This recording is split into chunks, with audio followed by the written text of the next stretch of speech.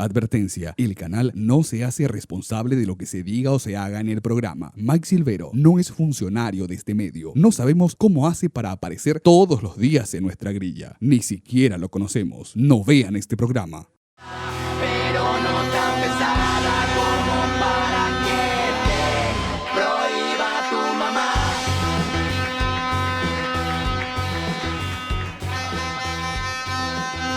Algunos programas disimulan y ponen así bolígrafo, eso acá. Ni agua. Que 200 de julio más o menos. Muy buenas noches, bienvenidos a Silvero, este programa que se hace independientemente de la estación en la que estemos, ya sea otoño, invierno, primavera o verano, o nuevamente primavera, como aquella película. Nosotros nos adaptamos para sacarles una buena sonrisa. Bueno, en verano es un poco más complicado porque es difícil poder vernos en la tele o en el celular cuando la ANDE, por ejemplo, te corta la luz constantemente, pero son cosas que pasan acá. Y bueno, como acá estamos en invierno ahora, hoy vamos a darle un poco de temperatura, un poquito de calor al programa. No, tranquilos, no me voy a desnudar, no está Lauris Diva, perdón. Lo que vamos a hacer hoy va a ser hablarles del verano, pero no el de acá, sino el de Europa.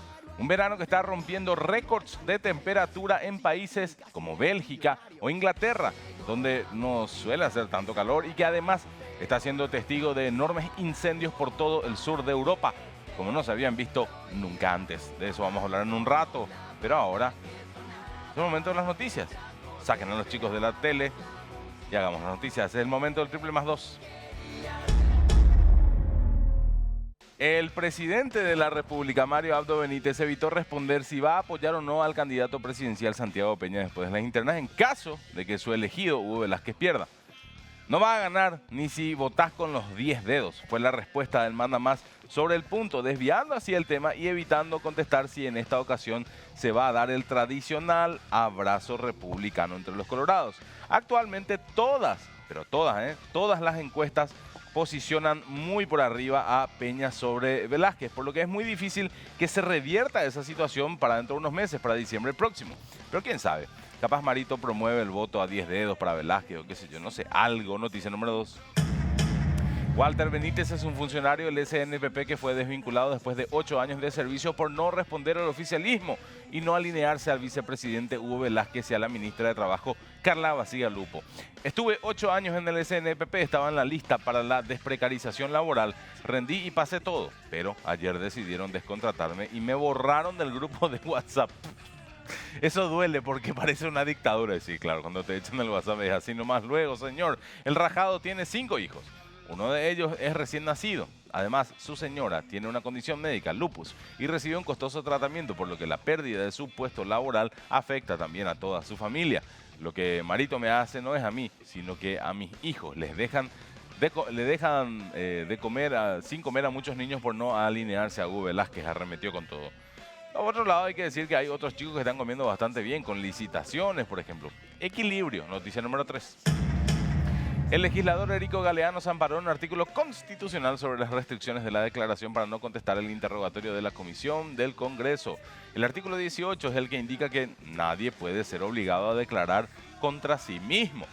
Su abogado, Cristóbal Cáceres, explicó que Galeano, el del medio, y Conboina está siendo investigado por la Unidad de Delitos Económicos de la Fiscalía, ante cuya instancia entregó todas las documentaciones que les fueron requeridas. Los documentos en poder del Ministerio Público son hoy objeto de estudio con otras instituciones. En total hay 64 tomos bajo análisis. Galeano está bajo la lupa. Debido a esto y por tratarse de los mismos temas, el diputado resolvió excusarse de declarar, ya que los datos pueden ser obtenidos por los conductos correspondientes, es decir, por la justicia. Hoy en día, si conseguís un candidato al Congreso que no tenga algún proceso judicial, tenés que pedir un deseo por lo menos. Noticia número 4. La Policía Nacional dispuso una alerta de seguridad con el acuartelamiento de todos sus efectivos en atención a la cumbre de jefes de Estado del Mercosur que se va a desarrollar este miércoles, mañana y el jueves en nuestro país, en Paraguay. La comisaria principal María Elena Andrada, que es la jefa de Relaciones Públicas de la Policía Nacional, fue quien comentó hoy que la seguridad perimetral en las adyacencias de los lugares donde se realizarán las actividades de la cumbre del Mercosur quedan a cargo de dicha institución, de la policía. Por este motivo es que se ha realizado un importante despliegue de efectivos policiales en toda la zona del centro de convenciones de la Conmebol y en otros puntos también de Asunción, donde mayormente se estarán movilizando las autoridades que participen de esta actividad, de todos los lugares para hacer la cumbre del Mercosur.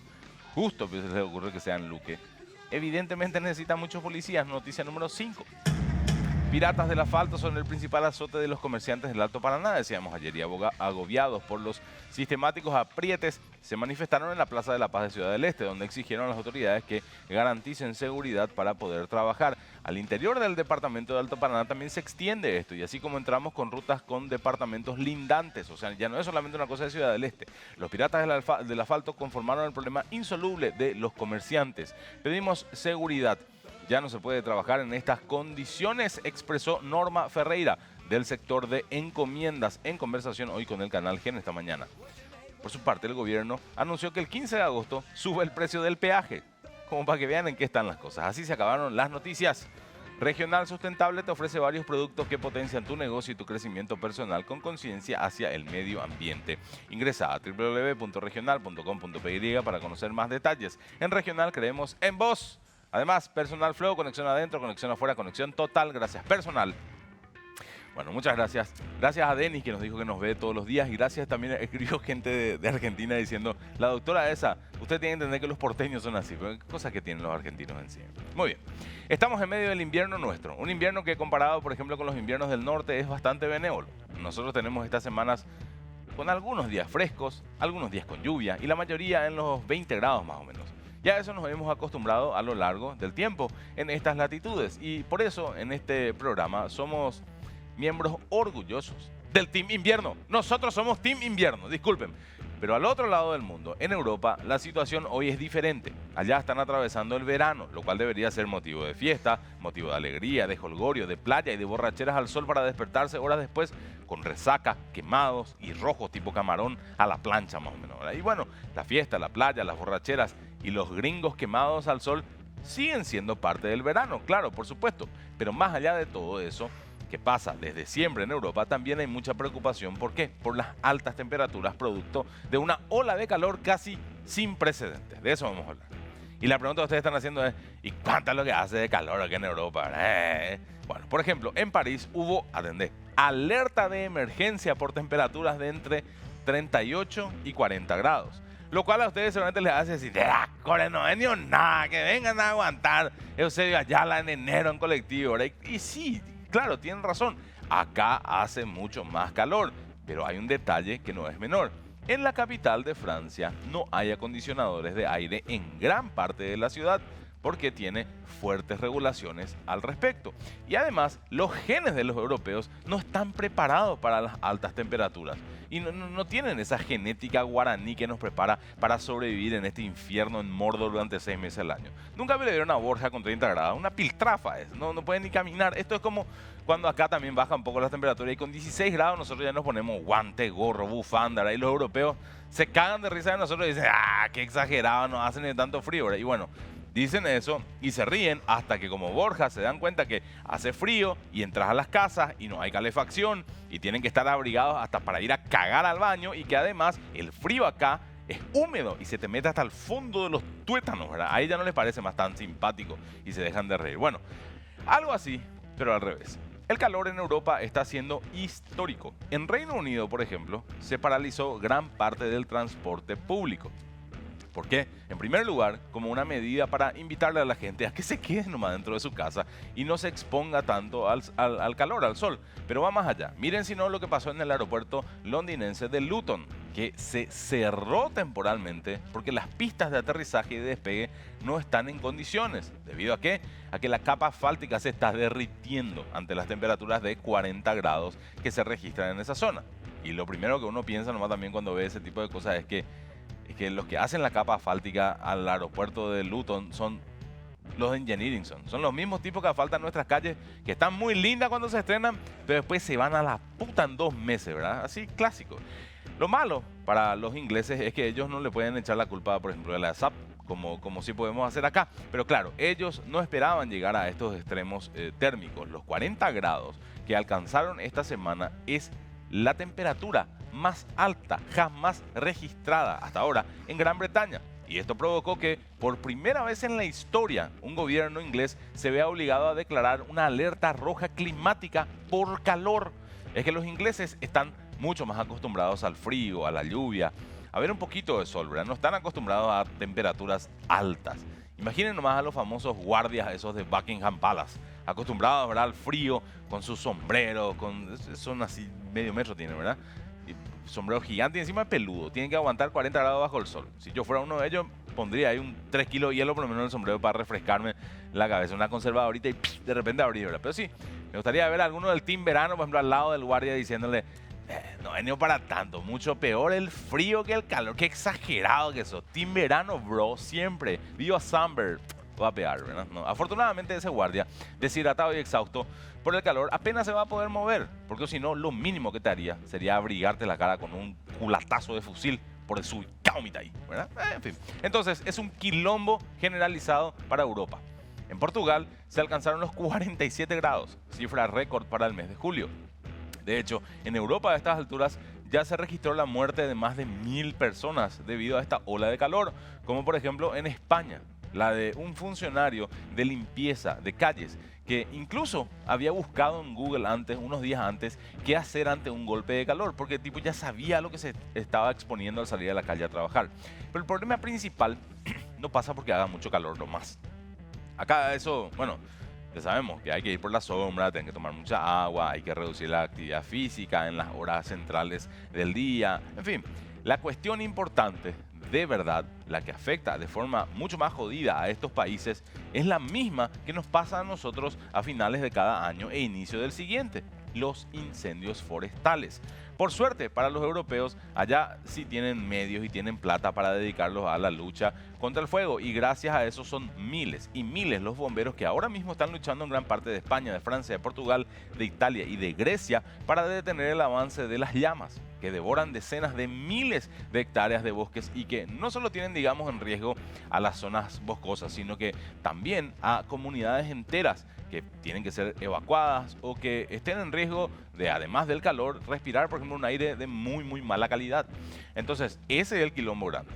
Y no es que nos preocupe Europa nomás. Algunas regiones del norte de África, de Oriente Medio y de Asia también están siendo azotadas por olas de calor al mismo tiempo. Miren los números. En Túnez, 48 grados el 13 de julio. En Irán, 52 grados a finales de junio. En China, 40 grados 9. En China, como en el Reino Unido, también se derritieron capas asfálticas y se deformaron las rutas. Pero allá, además, incluso se desprendieron tejas de los techos de las casas de tanto calor. Y dicho todo esto, la pregunta es, ¿vamos a decir que el calentamiento global es la causa de esta situación? ¿O nos vamos a seguir haciendo los boludos buscándole otra explicación? Podríamos decir que, bueno, en verano hace calor y es normal que haya incendios. Siempre los hubo, ¿verdad? Y sí, pero nunca nomás en los niveles que estamos viendo en los últimos tiempos. Podríamos decir también que la culpa es de Dua Lipa y de sus malditos y sensuales bailes que levantan la temperatura evidentemente de todo el mundo. Y sí, pero esa es otra temperatura distinta, porque está más acotada en zonas más específicas del cuerpo humano. Lo que sabemos con certeza es que el planeta, desde la revolución industrial en 1760 a esta parte, ya aumentó 1,1 grado. Y eso no va a parar si se sigue emitiendo carbono a la atmósfera en los niveles actuales.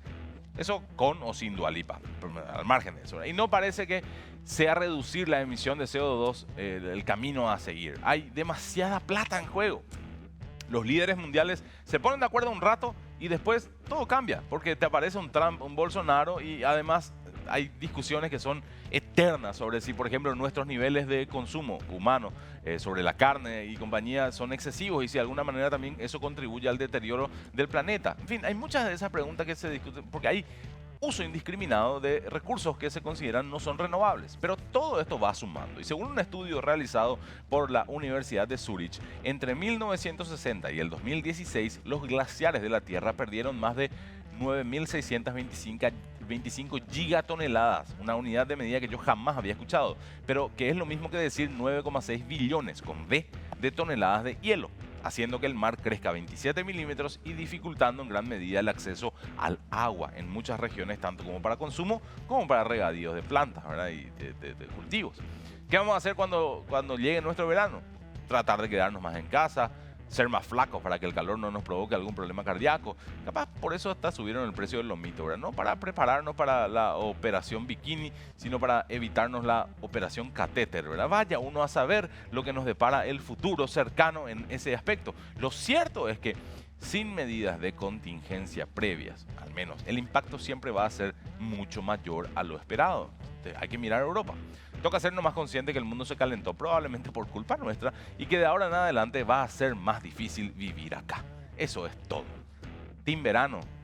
Vengan de a uno. ¿Cómo veo Team verano? Vas a hacer Team invierno, papá. Tranquilito. Está Team verano. Verás, mira lo que te pasa. Así arranca este programa. Venimos enseguida. Allí donde está nuestra camiseta está el gen albirrojo. Por eso la Copa América Femenina Colombia 2022 llega a nuestras pantallas. La selección paraguaya disputa ante Ecuador mañana, miércoles 20 de julio a las 20 horas. Su clasificación probablemente a la parte más definitoria de este torneo. Acompañar a la albirroja femenina por gen y no nos vas a ver a nosotros. Muy bien, acá estamos de vuelta para dar lo mejor de nosotros en el final del programa, así que decidimos cerrar con algo estúpido, raro, exótico. Los 3 elementos esenciales para nuestro segmento de los países como el nuestro. Este es el Moopio Tercer Mundo.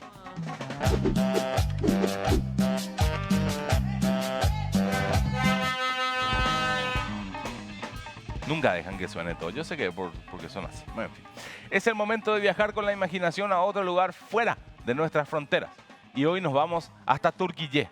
Hasta Turquía se llamaba hasta hace poco y le cambiaron. Turquía. Ese país que está con un pie en Asia y el otro en Europa. Hogar de las novelas baratas con nombres raros que emiten en Telefuturo. Allá nos encontramos con la historia de un tipo de 35 años que con un fuerte dolor abdominal se fue al doctor. A ver qué puta lo que le pasaba, ¿verdad? Y sí, seguramente ustedes estarán diciendo, este sabemos ya, Silvero. El tipo seguramente tenía algo raro en el estómago y nos vas a contar esta noticia como si fuera muy rara. Y sí, y no. Quiero decir que sí, tenía algo, pero no solamente era algo. Eran objetos alojados en sus intestinos. Mira. Voy a contar cuántos. ¿Ustedes creen que 2, 5, 10, 15? 233 objetos tenía. Y si algo acaba en tu estómago, siempre puedes decir que fue un accidente o que no sabes cómo acabó ahí ese objeto. Pero 233, amigo. Demasiado accidente y eso es un vicio. ¿Qué es lo que te pasó, verdad? Los objetos que tenía este buen hombre en su estómago eran, bueno, nada, lo típico que tenemos todos en el estómago. Trozos de vidrio, clavos, imanes, tornillos, monedas, pilas.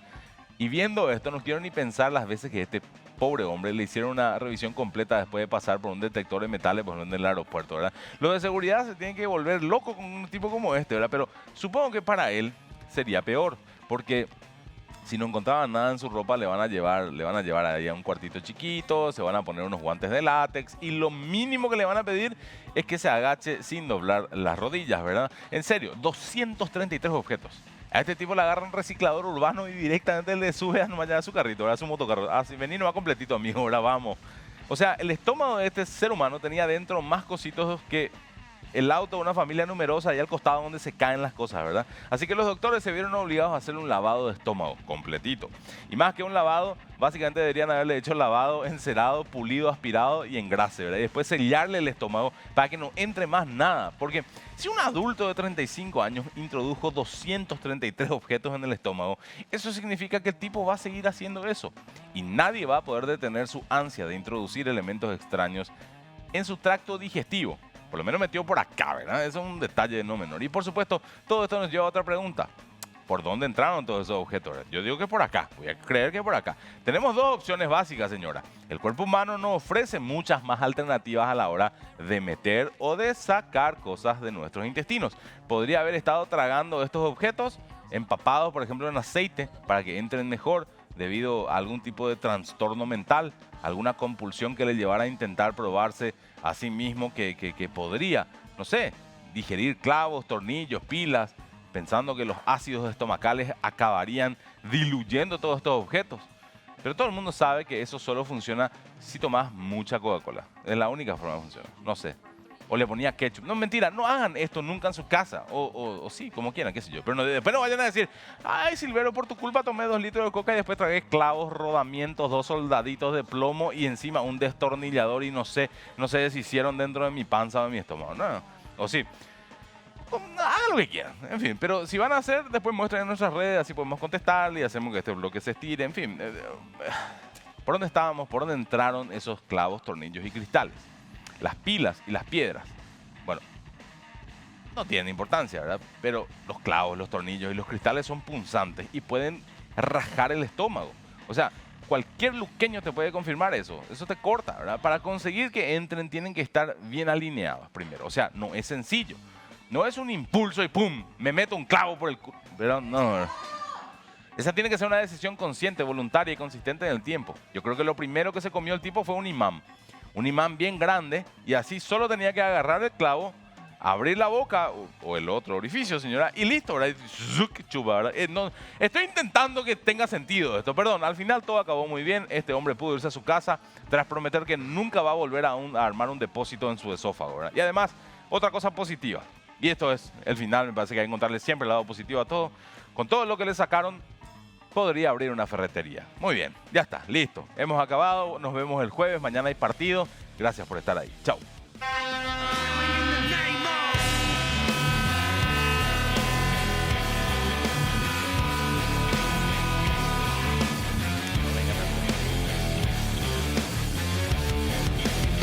Some of those that work forces are the same that burn crosses. Some of those that work forces are the same that burn crosses. Some of those that work forces are the same that burn crosses. Some of those that work forces are the same that burn crosses. Hola, mi nombre es Mike Silvero y si quieren ver más contenidos como este, no olviden darle a la campanita y suscribirse y todas esas cosas que dicen los youtubers que son más jóvenes que yo, evidentemente, pero que cuando yo digo quedan medio raro realmente.